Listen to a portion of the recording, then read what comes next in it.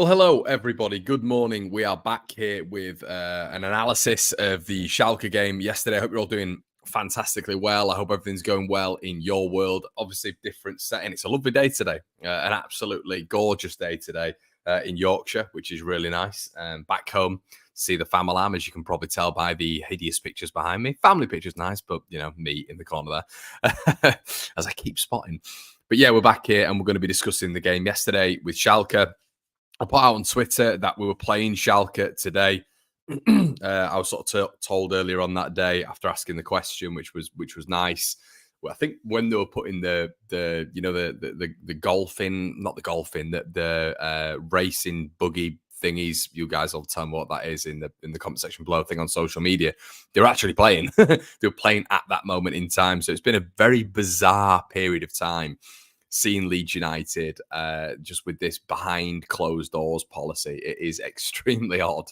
Where you obviously, because of policing reasons that we figured out from Nancy on the previous stream, Leeds weren't able to go out there and bring fans. Unfortunately, policing issues from the German side. Go-karts, that's the one, Ren.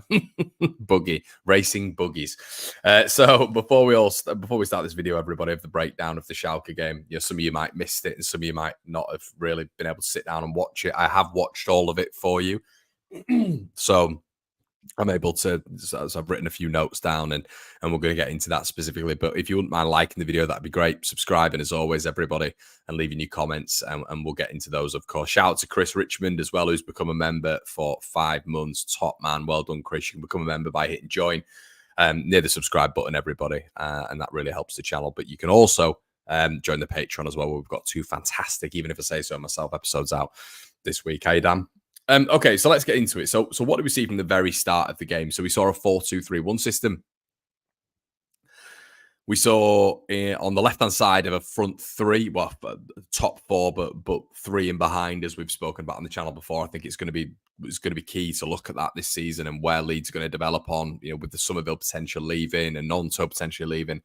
We saw a left-hand side of Brendan Aronson. We saw a right-hand side of William Gnonto. And centrally, we saw Jorginho Rutter with Matteo Joseph up top. So the interesting part of this 4-2-3-1 system as well was that you had a pairing of Wöber and Joe Rodon.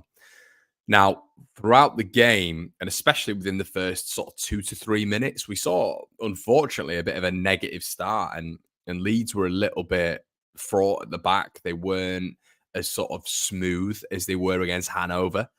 And a lot of that was down to Wöber. Now, I've mentioned several times through build-up that Pascal's the best in the squad by a country mile. When players in front of him, Pascal's brilliant. Behind him, when he has to have that recovery, Rodon is much better, in my opinion.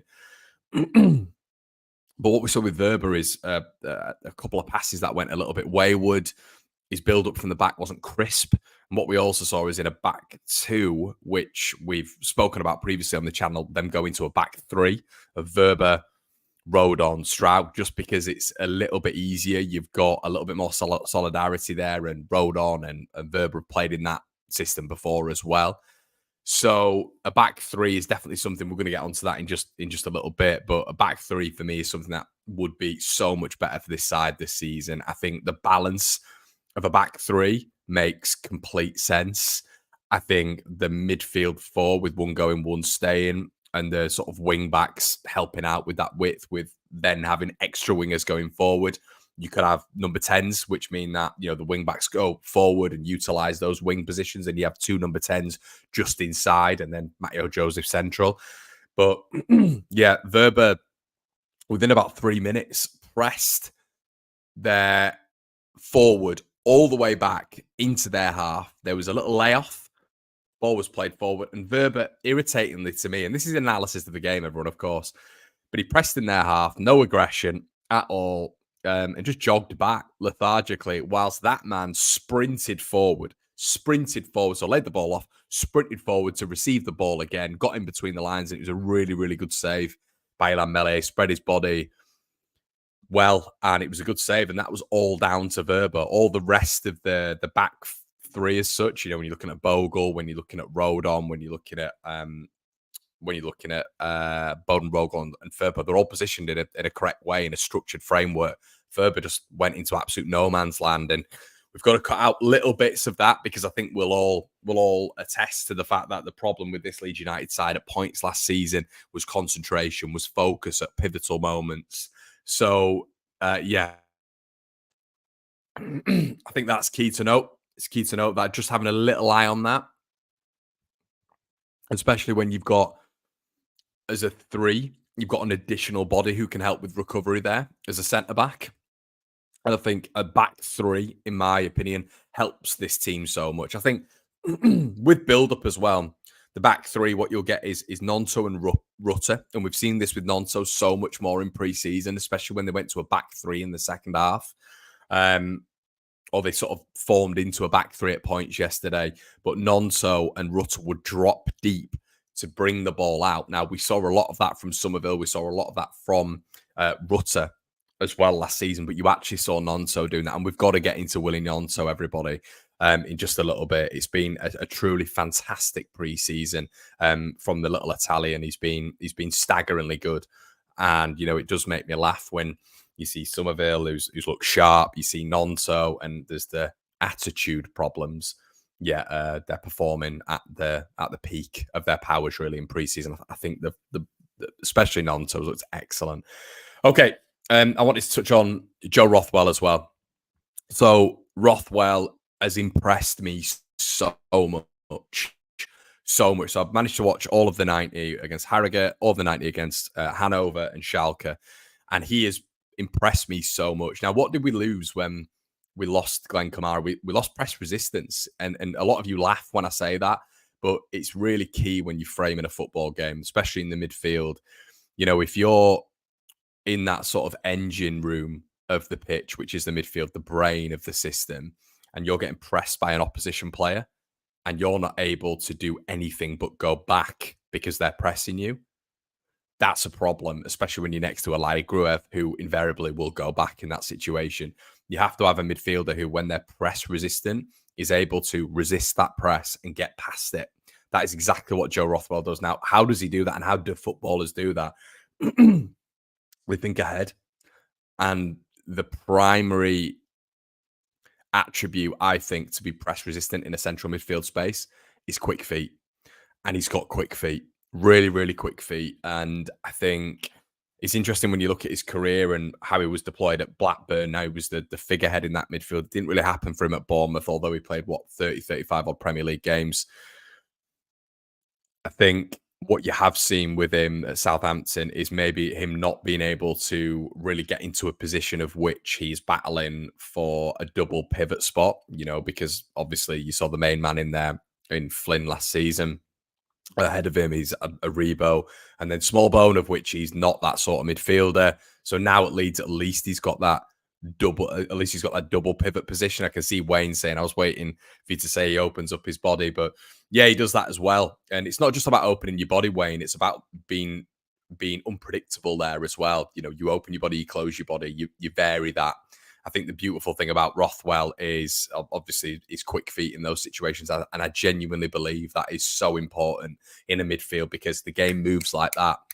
And the game in the midfield moves so quickly, quicker than any other position on the pitch. So, yeah, really happy with him so far. Another thing we have to talk about when it comes to Joe Rothwell is his corners. What I liked yesterday, but obviously both goals were actually from Rothwell. And look, we can talk about Bogle, and we will talk about Bogle, but Rothwell was the initiation of both of those goals. And I actually think every single ball that he puts in that area is constantly on the penalty spot. If they've not varied it up with, a short corner, which they did for the second, a lot of them, and if you watch the game yesterday, a lot of them are floated in.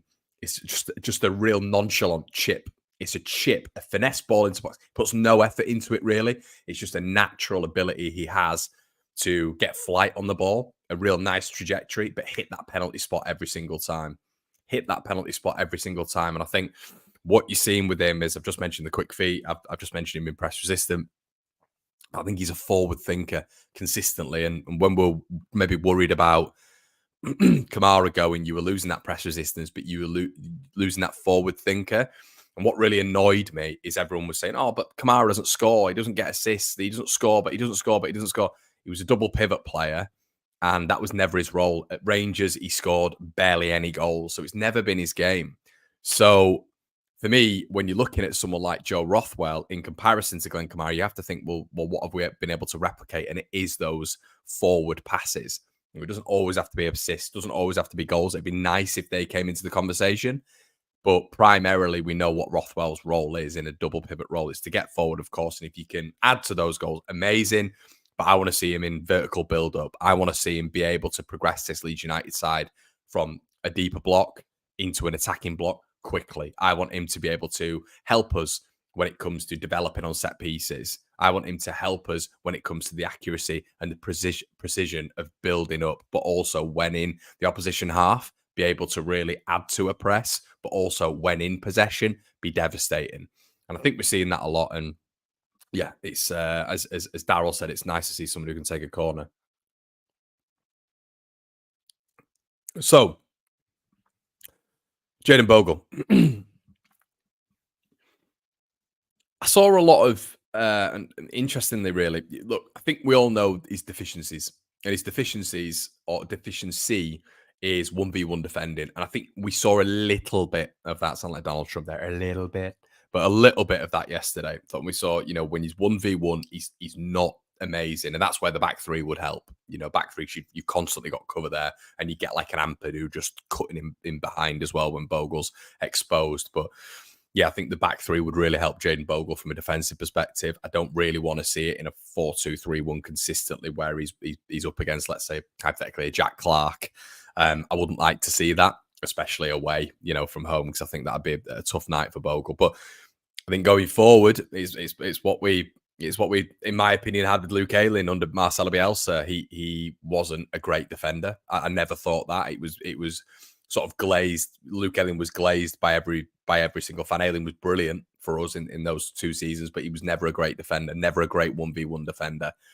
But he was excellent at getting forward. And that's exactly what Bogle is. And I think the key with what we've seen in pre-season is a bit of a link up between Bogle and Joseph. Joseph is just a monster. And it really upsets me still that we had this Bamford chat, we had this Perot chat last season. And when I was screaming from the hilltops about getting Joseph in and having that unpredictability in the box, but that predictability at the same time that he's going to get on the end of everything. He has a striker's instinct. This is what I was saying to you guys consistently on here from January. Get this kid in the team. And Daniel Farke killed him, absolutely killed him. And that's why you guys will maybe say I was a bit pessimistic and negative when it came to Daniel Farke. That's why. It was the pragmatism. It was the lack of pragmatism. It was the misuse of substitutions. But the primary thing for me was just the lack of use of Matteo Joseph. We got to a scenario last season where Matteo Joseph had just scored 2 against Chelsea. It was unbelievable. And then I went to Huddersfield away and he's just not even involved. And I'm like, why? So yeah, I just I just thought it was daft. And anyway, that is what happened then. But what you're seeing now, and the reason I mentioned that is like a hunger. And can you put that down to Daniel Farke? I don't think so. I don't think that's like management of a player. I think this is just how Matteo Joseph plays. And the reason I'm saying that is I don't think that's a Farke thing. You look at what he's done for country. It's just a Matteo Joseph thing. It's a personality trait. He's tenacious. He's absolutely dedicated to Leeds United and scoring goals. And I think what you've seen is Bogle is he just gets to the byline and just smacks it in. That's what you saw throughout the game yesterday. Hanover whips the ball in. So nice little interchange again between him and Rutter. And the sort of like trio that we saw last season when it'd be like Kamara, Firpo, Somerville, or you'd have like Byram, Kamara, Rutter, just in these little triangles on the right and left side. You'll see that if you went to Ellen Road, obviously, because it's a little bit easier to see at Ellen Road. But now Bogle's becoming part of that as well. And it seems to be like Bogle, Rutter and Joseph, that seems to be the little trio. But every time Bogle is just getting to the byline and whipping that ball in. And you can rely on Bogle's pace, but you can also rely on his connection with the ball, which is always decent. He always gets into the right area. Joseph's movement is a joke. It's an absolute joke. It is just it's front post, it's near post. You saw, for the first goal, back post as well. His interpretation of where the ball is going to land is so good. And look, I'm not saying he's gonna get X amount of goals this season, but I genuinely believe this is my prediction for this season. I've said that Leeds are going to win the league. I think Matteo Joseph is going to win the top scorer this season. I think if he plays and he's dependable, Matteo Joseph will win the what is it? Is there a golden boot at this level? If he plays and he's not injured and Farkas sticks with him and doesn't go with Bamford, please Lord, then I genuinely believe he'll be the top scorer in this division. I think with everything around him, quality-wise as well, it's only going to aid his development. Shout out to the new members, everybody. Lee Bromley. Let's go you Bromby then, mate. Ex-Leeds United superstar Lee Bromby. Shout out to you, mate. And Ren. Hi, Ren. Hope you're all good, man. Thank you so much. But yeah, as Sir Giles just said there, Joseph just has it. And once again, yesterday got another goal and was involved in pretty much everything. And I just love the partnership that you're getting between Bogle and Joseph, because I think there's a real synergy being built there, which is a real problem. So we know that Bogle needs to develop on that 1v1 defending, but going forward, he's just sensational, and we can work as a team on his defending getting better. We can utilize a different system, as I mentioned, the three at the back, which will aid him massively. But as well, I'm sure just standard coaching, when actually having a bit of consistency in his career, aside from having a different manager every 3 months, would help. Okay, so what else did we see? We saw Rutter, who was just magical. Absolutely magical. And we have to speak about Rutter and Gnonto here, which gets me a little bit giddy. Rutter right wing. My Lord. How good was that? How good was that? We brought him from Hoffenheim. He played left wing. He played right wing primarily on the right wing. And he was just devastating. So good. So they couldn't tackle him. They couldn't get near him. And because of his strength, he was able to get out, like we always see with Rutter. Sometimes it can be at the wrong time, but a lot of the time, even when it is in the wrong time, it's the right time for Rutter, because he's so good at getting out of these tight spots. And as Connor's just said there, Rutter's best Hoffenheim clips were from the right hand side. He's so good on that right hand side, and the balance completely works with him on that right, and it really, really does. And he was magical in these tight spots yesterday. He was the best player on the pitch, in my opinion, by a country mile. 9 out of 10, easy, or 10 out of 10. Only thing was missing was a goal. But how he was able to get Leeds into these advantageous positions where we missed two. I mean, he put Aronson through, but he did exactly what he did last season. He gets himself out of a ridiculously tight spot on the flank, drives inside, which we will see him doing. He'll drive into that number 10 role, drived in there, played a lovely ball to Brendan Aronson. Aronson actually had a really nice first touch and was unlucky with the finish, to be honest with you. But he should have scored. But and then there was another little spot where he gets past his man on the flank, flights it in, nobody there to put it in the back of the net. But just the constant problem. You can't lock him down, and it depends what form this kid's in. But if he's in that form and he adds goals to his game, he's going to be unplayable. Like at this level, if he's on it, he's completely unplayable. Because, look, Premier League, we can talk about these world-class operators 100%, and I'd have a conversation about that.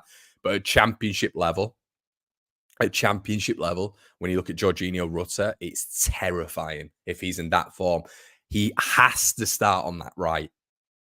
Much better than when he's central. Much less reliance on him coming all the way back to build Leeds all the way up. But having Rutter and Gnonto in sort of like a deep phase build-up on the right and on the left, aiding sort of Bogle and Firpo, and imagine the rotations you could have there as well. That's elite at this level. So I would 100% look at Rutter and Gnonto, and let's talk about Willy Gnonto on that left, everybody. Wow. And let's talk about Willy Gnonto's pre-season.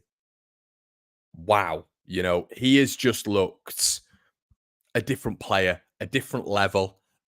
Technically, this is what I was always saying. Dan James endeavor, energy, form, fantastic. Massive kudos to him. But Willy Gnonto is a miles better footballer.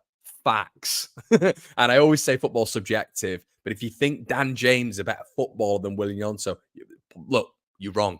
You're just wrong. What Dan James gives you is something completely different to what William Gnonto gives you. And the technical side of William Gnonto's game is when he gets it right. And this is what I was trying to say at the end of last season. If we can get him into form, if he can be dependable and reliable, you've got a guy who, look, I think really has potential to be like top 8 footballer, top 10 footballer, and the stats won't back it up right now. Everyone will say, look, Connie, you don't know what you're talking about, blah, blah, blah, blah, blah. But I genuinely believe, and this isn't just because of preseason, I've always backed this guy. I've always been sort of, team Gnonto. I just think like his ball striking ability, his agility, his finishing when he's back and he's ready and he's fit and he's firing, how he can use it on his left, how he can use it on his right, is low center of gravity as well. I just think he's got a lot in his locker to devastate teams, and he just needs consistency for me. So yeah, and I can see a lot of you guys saying, well, where is Somerville? And this is, when we're talking about the left and we're talking about the right, and we're not having a conversation about Somerville being there. I still, with how long have we got left?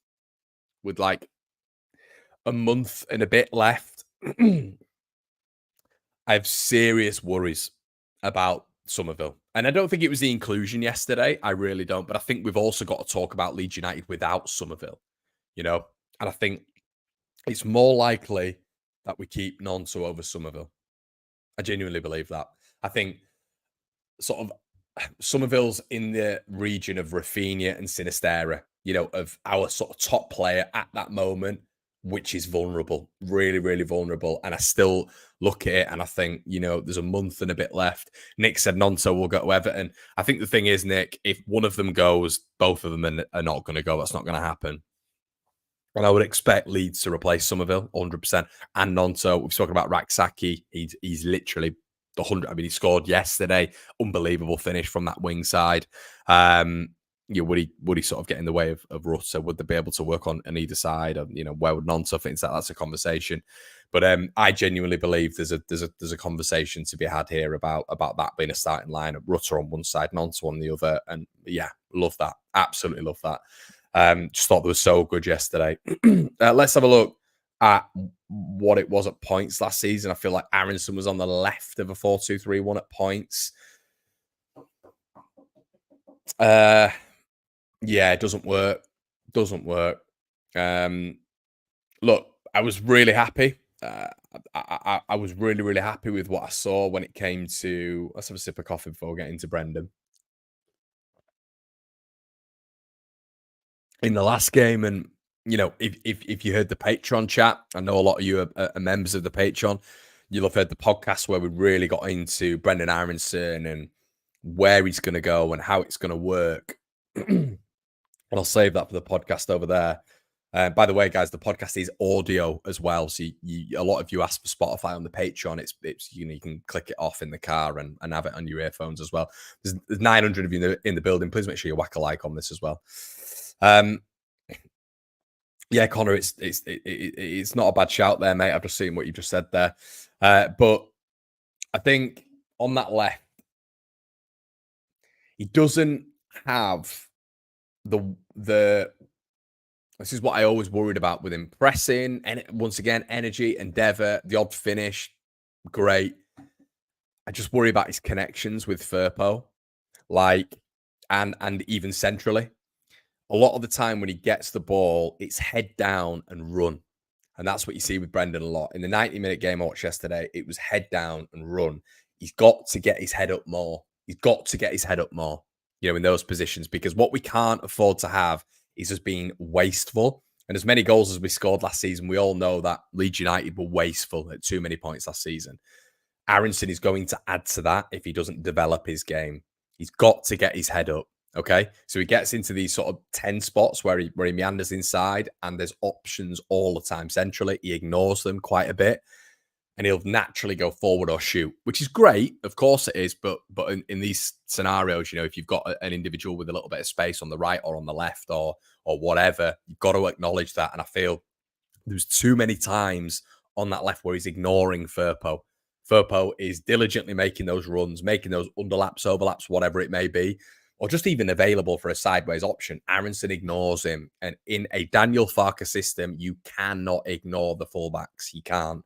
You see it on the other side constantly where, you'll have had Rutter acknowledging Bogle and threading that ball through. Aronson just wasn't doing it. He wasn't doing it at all. He's got to start adding that to his game. See, the Daniel Farke system, especially if we're in a 3-4-3, you have to acknowledge the fullbacks.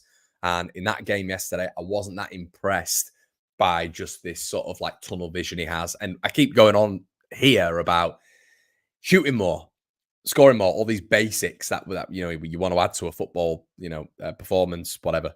But you've also got the build-up's got to be good. You've got to create space. You've got to be dynamic, and you've got to be aware. And that was my primary worry with Aronson in the Premier League, was his awareness. His awareness was just off all the time. He'd fall to the floor, and he'd be head down and run. And what he's got to develop on this game is just taking his time a little bit, taking his time, being a little bit composed in these situations, finding the right pass. We all said headless chicken. He still has that element to his game. And that's why, for me, you look at this front four, he doesn't fit in. He doesn't fit in. And last game, I was saying, look, Brendan Harrison, I was wrong, and that was the thumbnail title. But yeah, I can see him helping. I can see him aiding to this championship title win. I can see it 100%. But is it starting? No, nowhere near it. Does he start in a double pivot? Saw that online the other day. Does he start in a 3-4-3 in that midfield? No. In that central space? No. It's not his game. Not his game whatsoever. With what we have right now, it's Rothwell and Gruev, or it's, Rothwell and Ampadu, which is probably the more likely. And you've seen that development in a lot of the lads' games. Firpo, Dan James, even Gruev, to an extent, of him just getting forward a little bit more, which I've liked over the last 2 games. But yeah, I think we need to start seeing a little bit more.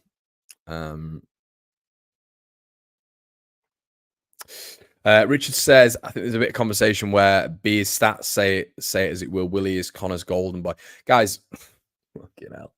I don't know why there's this thing in just life, and especially on these Leeds platforms in general. I get it, not just on this one, but apparently I have like agendas and I have favourites and all this sort of stuff. Mark Rocker was a running joke. I was playing on that. Mark Rocker hadn't played for Leeds for about 18 months. I liked him as a technical footballer, but I played on it for a laugh because I like to have a laugh at myself. Willie Gnonto is not a golden boy. He's not my favourite at all. You've got to watch the football games. Dan James is not a better footballer than Willie Gnonto. Look at, let's just look at the teams even in for Willie Gnonto. If Dan James is such a better footballer than Willie Gnonto, why is he not being sort of, proposed to by Premier League clubs? Why is he not playing in the Premier League right now? Why is he flunked at Man United, Fulham, and Leeds in the Premier League? 3 consistency just because of one season in the Championship. And I like Dan James a hell of a lot, but let's not. What are we talking about here? What are we talking about? It's not a conversation. I get football subjective, of course it is, but Dan James, we're not. I don't think we can justify this. It does frustrate me a little bit, as you can probably tell by my rationale. Even when I provide evidence and I provide my thoughts on it, is just, well, Willie Gnonto's his favourite. Based on what? He's not my favourite whatsoever, and I don't have favourites. But yeah, no, I think we've got just let's watch what's going on the field at this moment in time. The ability that we know Gnonto has, the fact that he's taken it to a next level as well, the technical development we've seen in his game. Yeah, I think we've got to base it on reality here. But yeah, I think, listen, everyone, it was a really good performance yesterday. The Somerville Gnonto chat is interesting. How will this develop? How is this going to frame up? How will Leeds get the best out of these two? Are they going to leave? Is one of them going to leave? Are both of them going to leave? That's a conversation for a different day. But yeah, guys, 2-0 win for Leeds United. I would be looking at a 3-4-3 system. Amazing when it comes to it. Cozy has just said, morning, Matt, as well. Cozy just said, hi, Connor. Is there anything in the gap? There's nothing in that, mate. Nothing in that. And let me just officially say, fact, there is nothing in that. And evidence to that. Look at the money that Leeds are looking at, right? For players, Jubicic, 4 million. Yeah. Bogle, 4.5, 5 million. We're not going to go spend 20, 25 million in the Championship on another Championship player especially when we've had issues with PNS and we're trying to get within that remit. The Archie Gray sale literally was to facilitate PNS. Okay. That's not Leeds' fault. However, Leeds then can't go and spend 20, 25 million on Gabby Sara because we don't get promoted if we're in massive trouble. Okay. So I don't know where these Gabby Sara rumours have come from. I really don't. But yeah, it looks like, and this is why I put in my table predictor, I think Norwich are going to be really strong next season. Really, really strong. But yeah, I think, and Tom said as well, cheap, cheap, cheap, no big money signings, guys. I think it's harsh, Tom. I think that's harsh. I think so far they've had a good stab at it. So far, we've kept a lot of our big hitters. Bogle right now at the championship level is a better championship right back than Archie Gray. He is. Take sentiment out of it. Bogle is a better championship right back than Archie Gray is. It's just that sentiment. Look, I like Archie. He's got a massive ceiling. He's going to be a brilliant footballer. 40 million quid, insane. But as a championship right back, championship football player, and as a right back, who's the better player? Bogle, all day. So listen, and we saw that last season. Archie played really well, but he also had bad spells last season, which we don't like to talk about because he's a grey. And that's another thing, we've got to have a little discussion on. It looks like, we saw Archie's comments yesterday when he was at Spurs saying that when a club like Tottenham come in, we have to have a conversation about that. And look, I know he's going to say that, but my point yesterday, and this is all off the back of, what we were seeing weeks ago, like the 49ers are going to asset strip. They don't like the club. They want to sell everybody and then just make a quick buck. They want to. They don't care about anybody at the club. They're all here to make a massive amount of profit and then leave and then go back to Santa Clara and have a great time or wherever they're from. We saw Eddie and Linda looking really, really happy at the Harrogate game, overjoyed. Eddie's been part of the kit launch. Not only has he been part of the kit launch, but we've seen Harry, who there was rumours at the start that Archie's going to leave and Harry's going to get stripped from the academy because the Grey dynasty is so upset. It's not happened. Harry looks like he's been fully fledged into this, project that Leeds have right now in terms of just being part of the senior team as well, which is huge experience for a child. And we saw the interview with Archie yesterday, which, from a Spurs side, look, when Spurs come in, it's a big thing. And that does link with the fact that his release clause was 40 million quid if Leeds didn't go up. And the likelihood was that was negotiated because Archie was probably going to go to a Premier League side if Leeds didn't go up. So I just think it is quite funny how it's worked out because honestly, guys, the amount of, I can't even tell you my DMs, the abuse I got for coming out and saying, look, it's probably not what you think. And it's not an I told you so thing or anything like that. You were all saying the same thing, a lot of you, but there was the odd few who were saying, look, they Archie Gray. Oh my God, that's it. It's the end of Leeds. What scumbags the 49ers are. Just chill. It was never like that. So it was never, ever like that. So, but that's good news for Leeds. That's good news for Leeds. Yeah, 100%.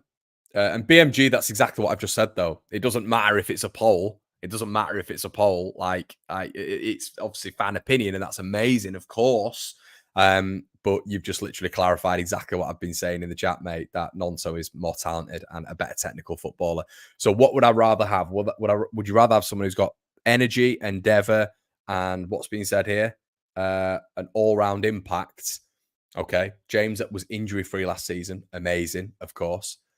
Gnonto looks so, like, from a defensive perspective, looks very, very good as well this season, which does that field into attitude? He's putting in all the hard yards as well when it comes to the sprints and getting forward, but getting back as well. Endeavour, energy for Gnonto as well. So if you've got energy, endeavour for Gnonto, energy, endeavour for James, then what comes up? Talent. So James isn't as beneficial to Leeds United as Gnonto, surely. Because I don't know what that means. But yeah, for me, it's always going to be Gnonto from that respect. But yeah, I get that there's fight, desire, and endeavour from James, but yeah, it's different, I think, to what Gnonto offers. But some of you guys disagree clearly, which is fine.